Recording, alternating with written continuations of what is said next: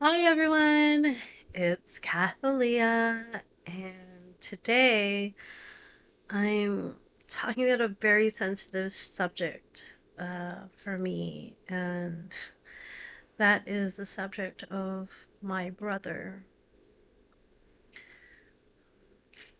my full biological brother. Unfortunately, I have actually one, two, three brothers. Wait, one, two, three, four brothers and a sister, but I'm talking about Ken, my brother, who is biologically 100% of my mother and father. We grew up together, have lived our whole childhood together until we were 17 when I moved out. I thought we were close. Um, but evaluating it more now as an adult, maybe not so much. Mm, but I want to talk about him and his family. And in saying this, if Maya or Keenan, my niece and nephew, ever see this, I'm sorry that this is how you had to find out. I didn't want to tell you because I really, really didn't want to tarnish the way you think of your mother. And I know that you're probably going to just think that I'm lying. And you know what? That's okay. If it keeps you in good memories with your mom, I'm okay with that. You can turn this video off if you want and not watch it so that you don't know. And that's okay too. I'm big enough for that. But when my brother met my sister in law, he slowly changed, and it was heartbreaking.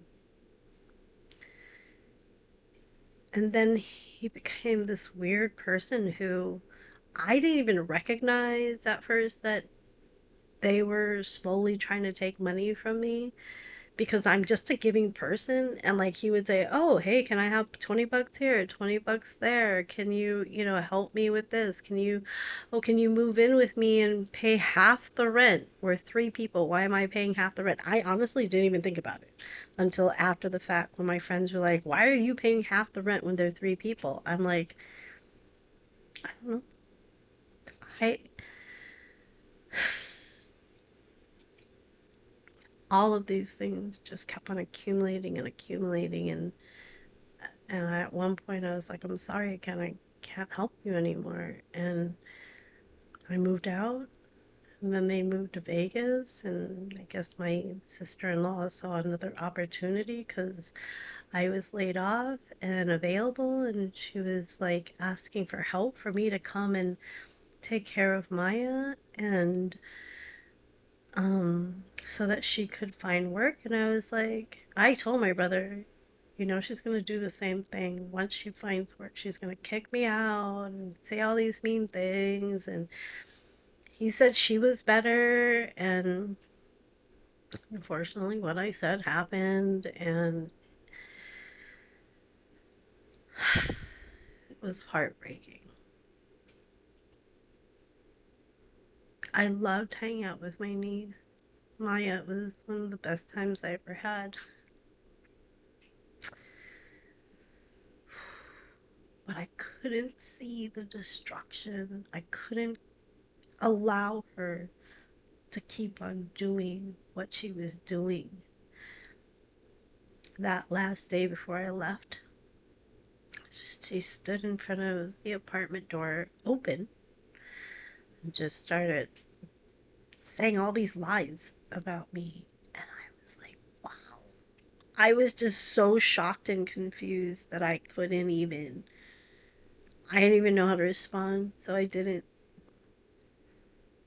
And Ken was sitting next to me, and we were both just like, what do we do here? And I told him, I said, you married her. I'm not asking you to divorce your wife.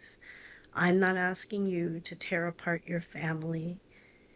But I'm telling you that I need to step away for my sanity, for me. Because if this continues, this will not be good for Maya. At the time, you were an only child. I didn't know you guys were gonna have a second child. But you were standing right next to her, Maya, and you were mimicking her, and it broke my heart.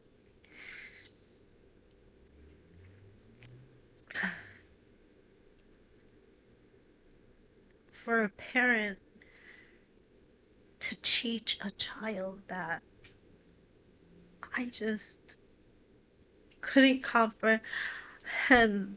I mean, my mom is pretty screwed up. She's never done that.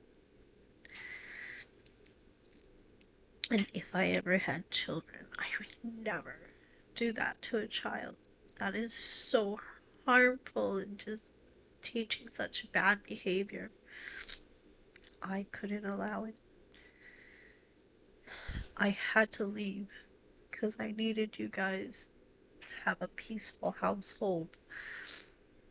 And with me in it, it wasn't going to be that way. That's all I'm going to say about this subject because there's so much more that can't be taken back, can't be reversed. So why talk about it? Ken, I don't know if you know this, but I still love you as a sister.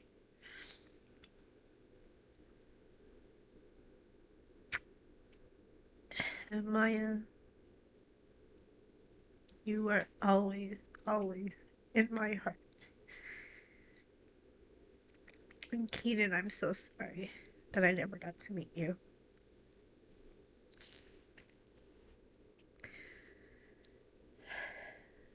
And if my mom were here, she would say to you, Ken, that she's so sorry that she hurt you.